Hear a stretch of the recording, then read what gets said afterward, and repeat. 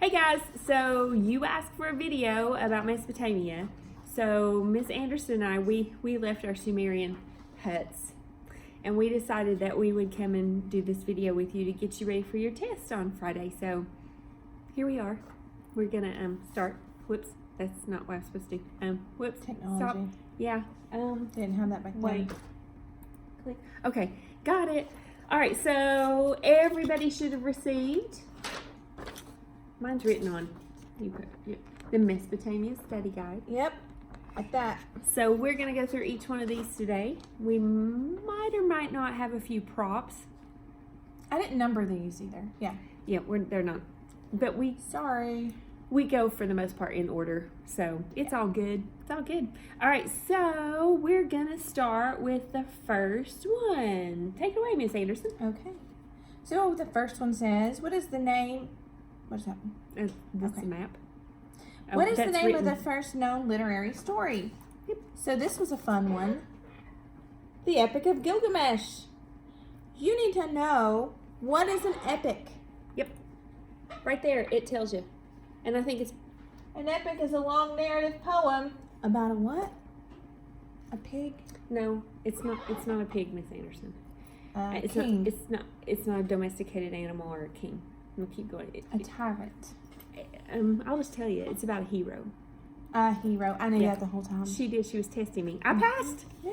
Yeah. Yay. Go So me. you were in the library and you got a little paper. This was during picture day. It was all crazy. It was all crazy. It was Anyway, you got this and crazy. you watched and read a story with Dr. Morris, which was super duper fun. Mm-hmm. And so you got that, and you also had a little quiz kind of thing that you took.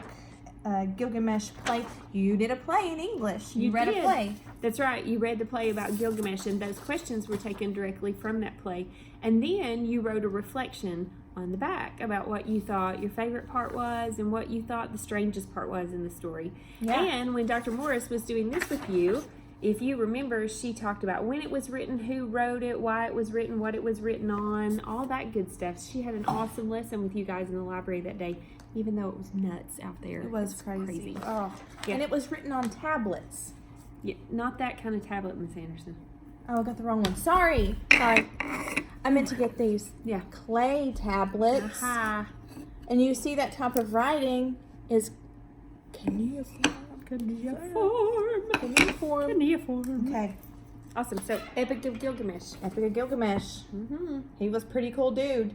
He was part human and part God, according to the story. According to the story. All right. Here we go. All right. So, the actual, I think it's the second one that's listed on your paper. We just covered the first and third one, but the second one says, what is Mesopotamia known as today? And if you can see it, right here it's written. It is called, do you know?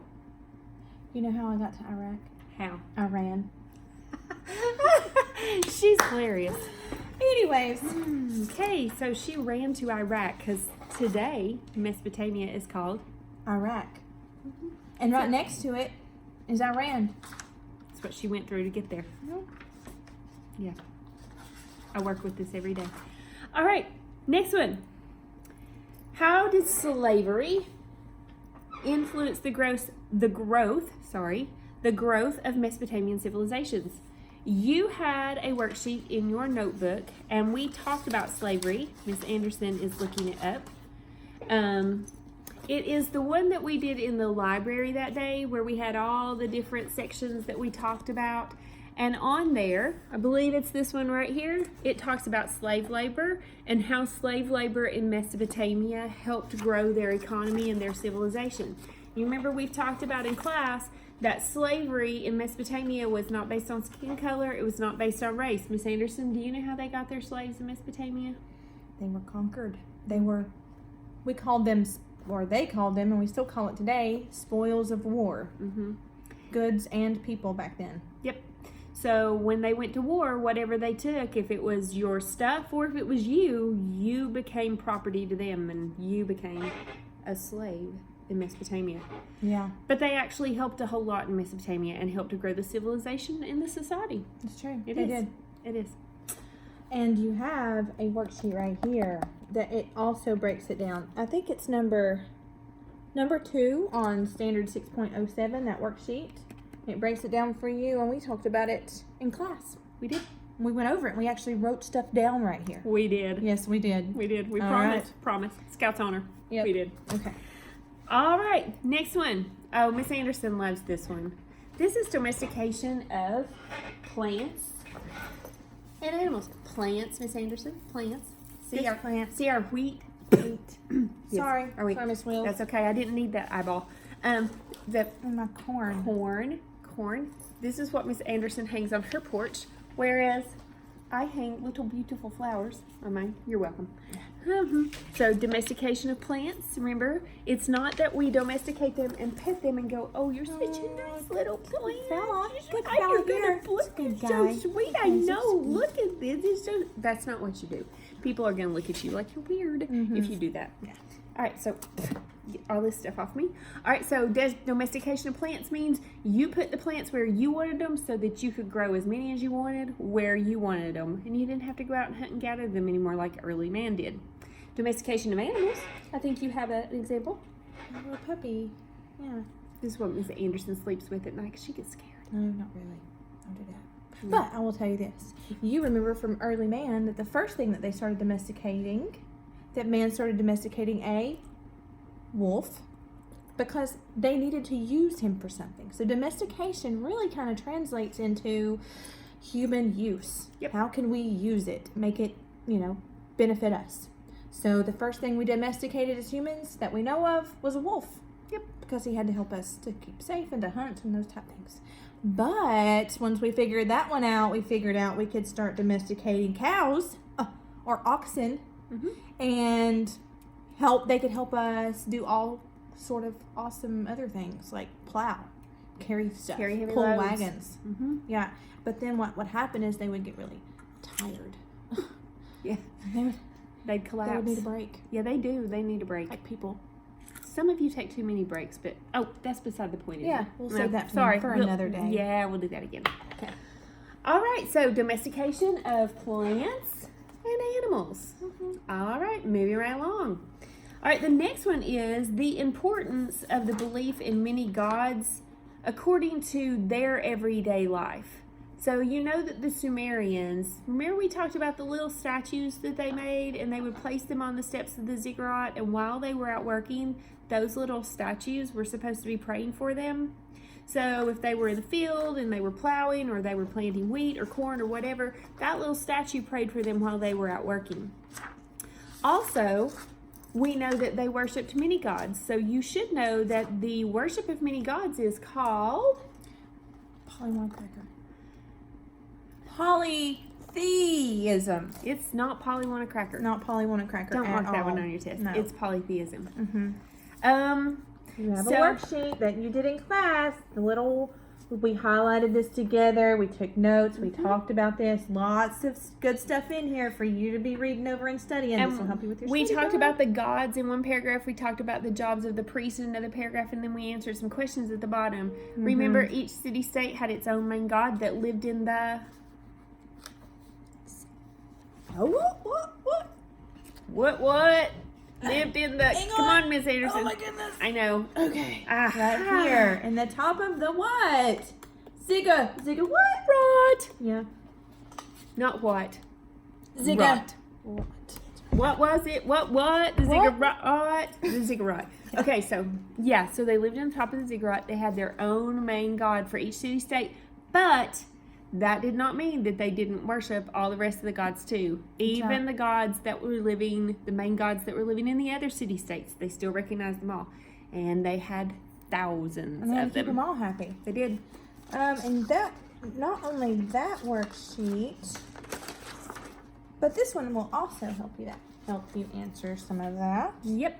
What religion were the Sumerians? What was the main job of the one main god that lived in their city-state? Standard 6.10, it is on the back of your social hierarchy pyramid. So this one right here. Yep, that'll help a lot. Okay. All right, so moving right along. Am I next? Sure, why not? Go for it.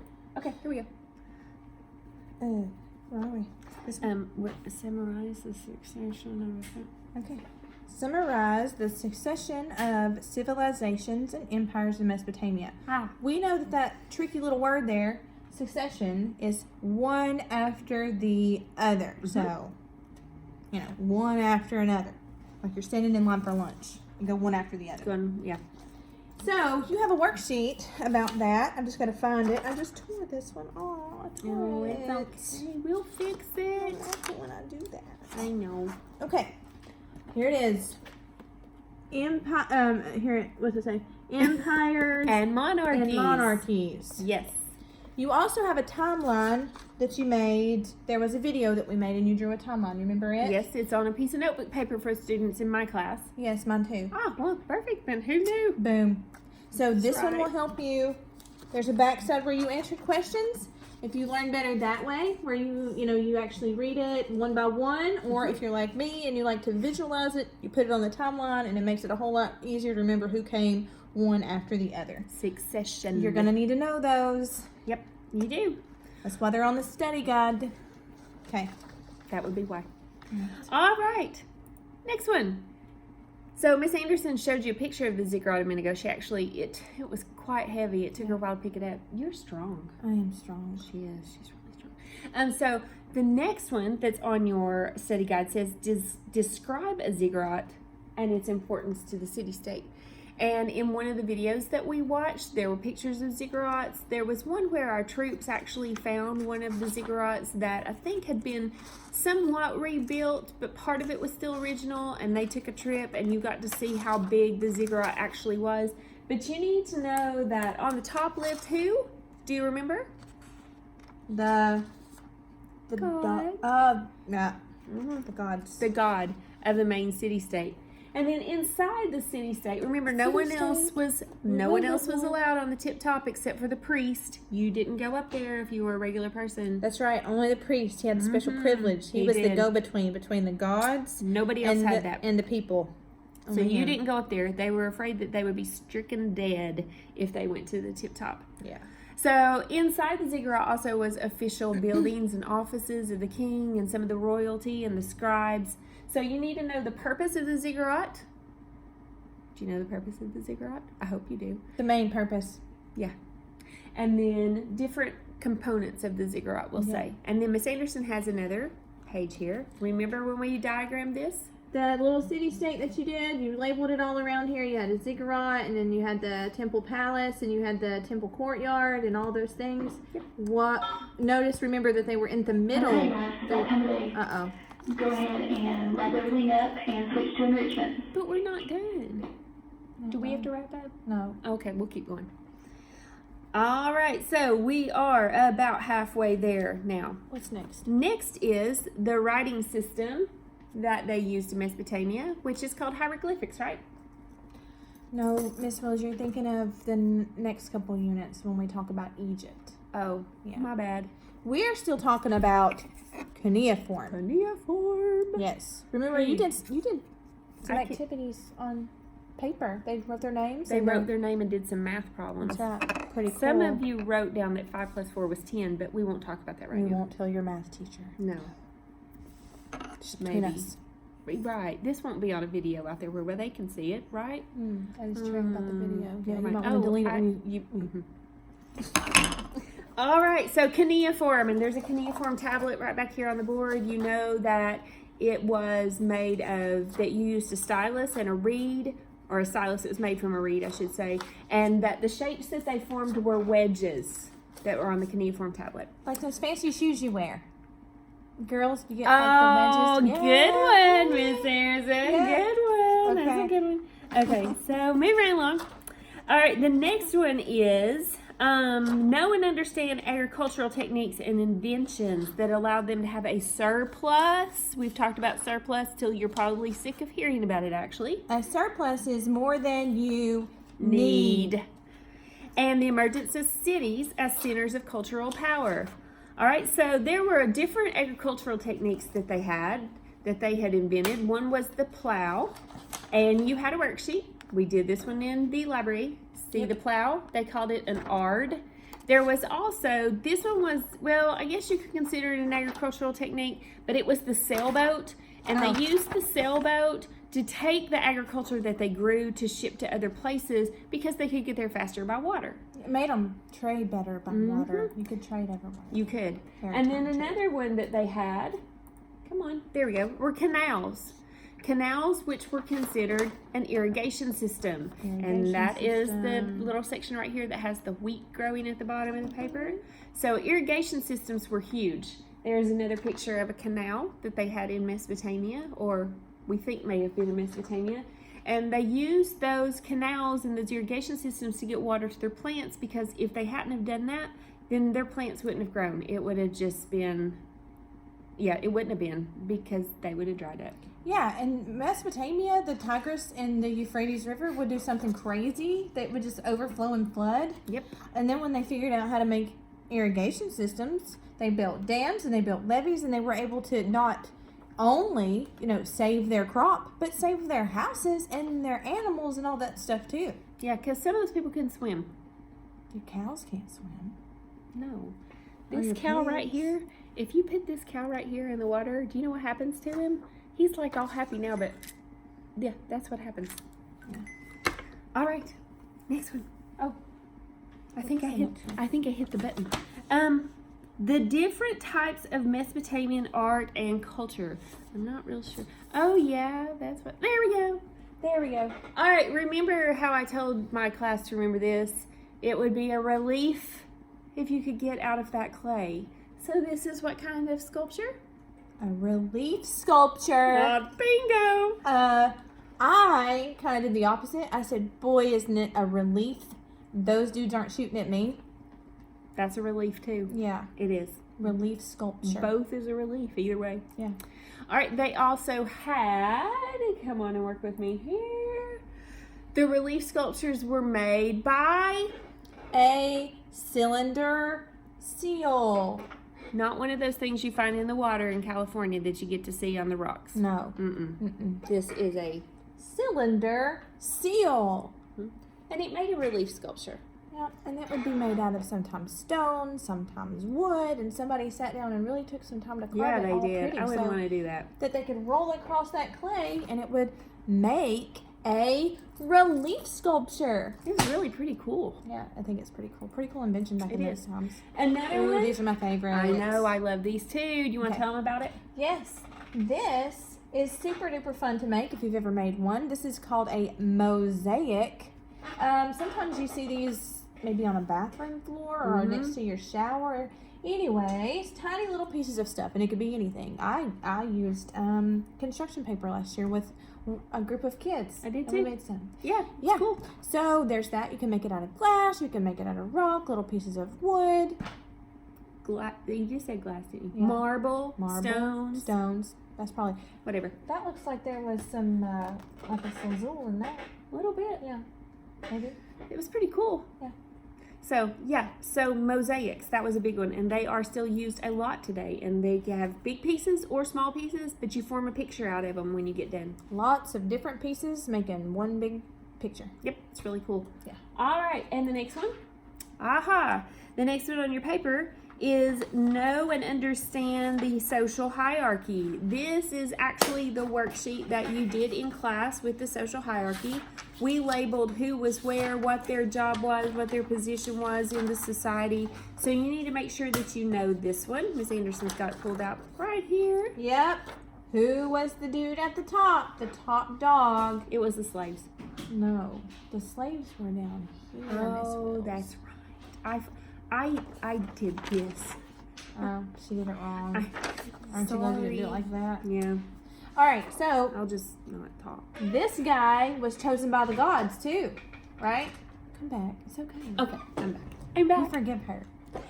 You're welcome. Appreciate that. See how well we get along? I know. Aw. Okay. So you have this. Know where the people go. Okay. And know Especially- what they did. know what they did, who they were. Okay. What, like the merchants and the traders? Where do they go on there? What did they do? Yeah. What was their role in society? How did they help the civilization?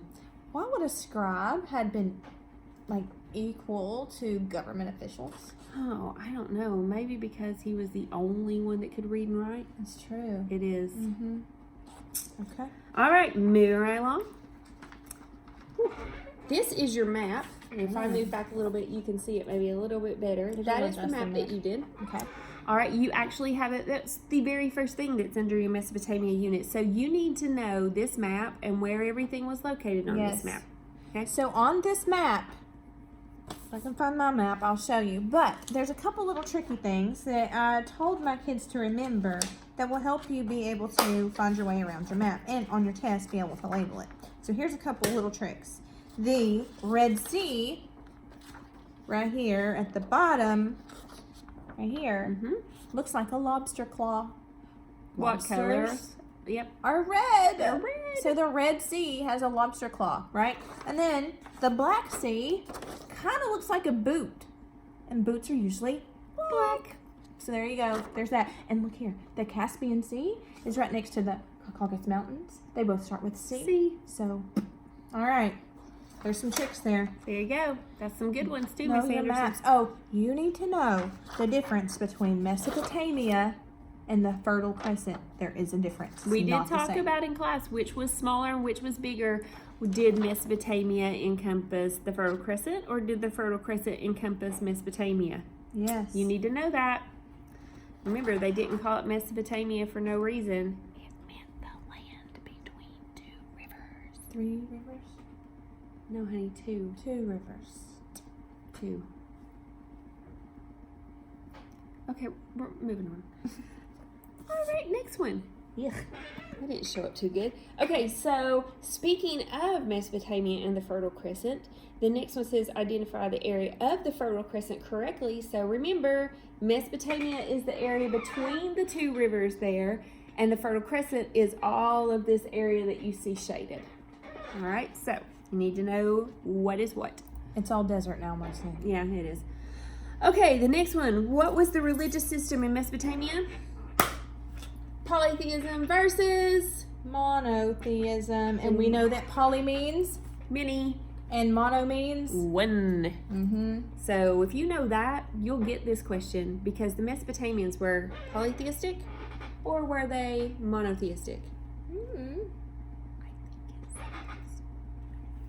All right, next one.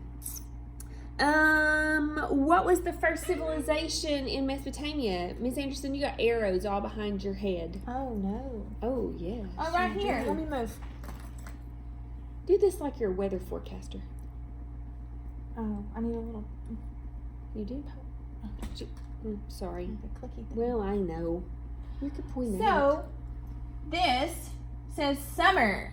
No, it says No, summer. it We're says 1 M short of a summer. 1 M short of a summer. But it was hot there. That's right, but it was hot. And it's right next to the Persian Gulf. Persian Gulf. That's right. Persian Not golf. Not Persian- golf. No. Mm-mm. And then all these other funny name ones, they are still included in Sumer because it's that one civilization. Yep. All right. Moving on.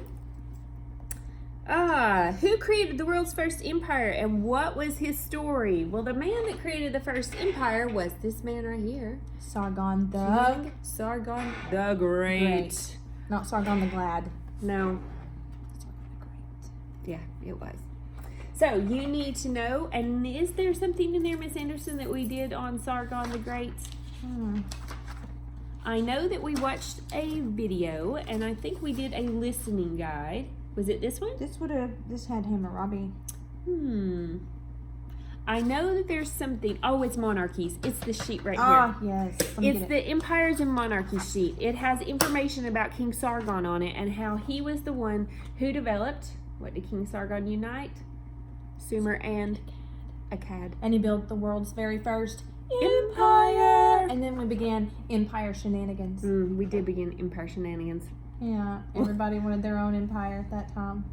They said, if this guy can do it, we can do it too. Well, some of them did prove that They they did. could. They did. That is on your timeline. Yes, it is. All right, so King Sargon, moving right along. Understand the development of a city-state.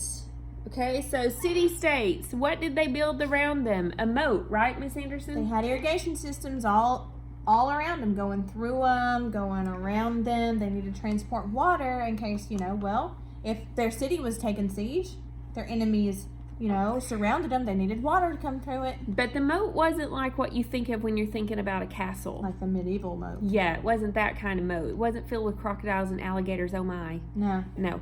It was simply to get water into their city-state so that right. they could provide water for their plants, animals, themselves, whatever they need it for. That's right. But it wasn't around it like a castle. So we don't call it a moat because technically it really wasn't a moat. It was an irrigation system. That's right. But that great wall that they built around it and the water that was outside of it that ran into the city, where am I? Into the city, there we go.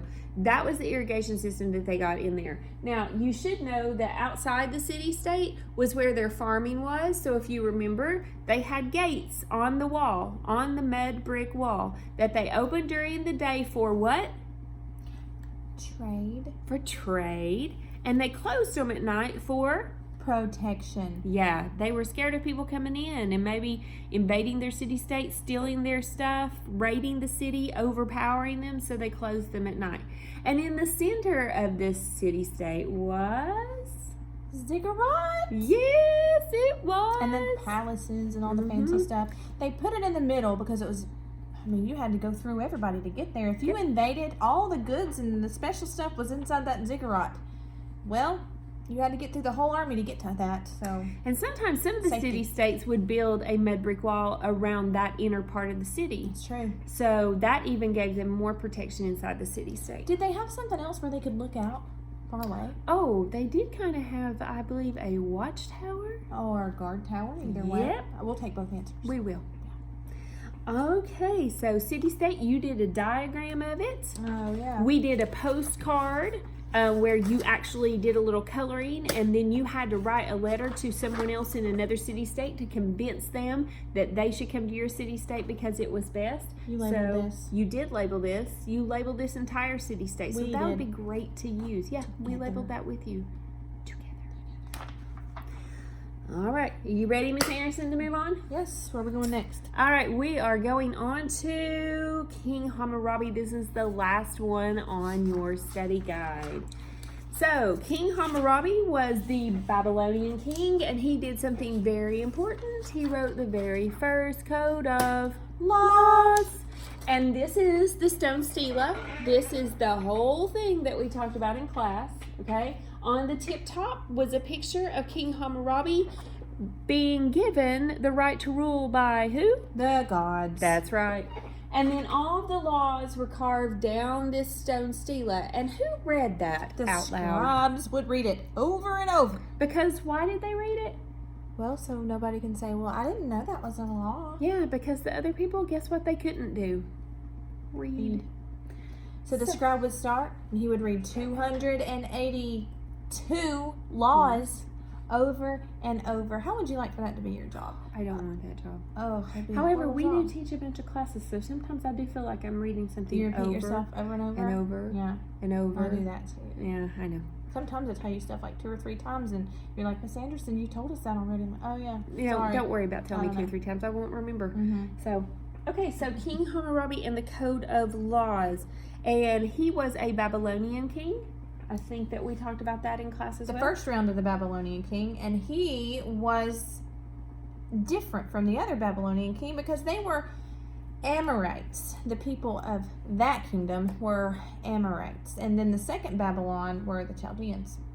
Yes, and you have On to your remember they timeline. called him King Hammurabi because what was He one liked of the ham. first... He liked ham. I don't even know what to do with that. It is possible that he liked ham, but that doesn't have anything to do with him being king. I'm going to name my pig Hammurabi. Can we settle for a cow? Yeah. All right, so you see the little crown here? You see the little crown right You're going the wrong way, Miss Anderson. I'm going the wrong way. Right here. We would never make it as weather forecasters. No, no. We wouldn't. So there's a crown there because he was a king, and we know that one of the very first governments that the civilizations established was a Monarchy. because monarchies have a king. Mm-hmm. All right. Most likely it was an absolute monarchy because he had complete control. And Yeah, he had complete control. Yeah. You did the gallery walk with some of the Hammurabi's Code of Laws. Yeah. You've got me saying Hammurabi's Code of Laws. Some of you didn't like those laws, but remember, they called him a fair and just king. That's right. I don't know why you didn't think they were fair or just, but okay. Yeah. Some places still cut your arm off if you steal. They will. It's not good. That would hurt. Yeah. Okay. All right, so We've made it back home. Yay. So this is your study guide, okay, that we just did with you. I think it would be a fantastic idea if you studied for your test. Well, I think it'd be a fantastic idea. I do too, because I'm going to be honest with you, there's probably not going to be time for a retake on this test. So what you get the first time is probably what you're going to get. What you're going to get. So you've got quizzes codes on my webpage. Miss Anderson's students are welcome to use quizzes codes that are mine. They're welcome to use quizzes codes that are hers. Any of you that are watching this video that are studying for social studies can use those quizzes codes to play games. Quizzes codes on Will's website. They'll be on mine as well. Yep. And I'll be sending you an email with some, so. And we've watched some videos in class, and we'll probably be playing maybe a couple of Kahoot games and maybe a GimKit game even. But you can play those quizzes games at home because you've got those codes, and you can play them anytime now through, I think it even goes past the test. And you can play them over and over. Yeah, you again. need to play them over and over again because then you know the stuff really, really, really well. Remember that thing I told you about moving the stuff from your short-term memory into your long-term permanent? You play it over and over. That's right. Also, those of you who, have thought about this, great. But if you haven't, go back and look at those bell ringers that you've done. Like, you can see the answers that you got right and the answers that you got wrong, and you can see the mistakes that you made and why you made them. That would be smart because sometimes those questions show up on tests. Sometimes they do. Yeah. Okay, well, I think that's about it. Miss Anderson and I are going to sail away on our sailboat. Down the Tigris or the Euphrates River. We just need to grab our flip-flops. See you, bye.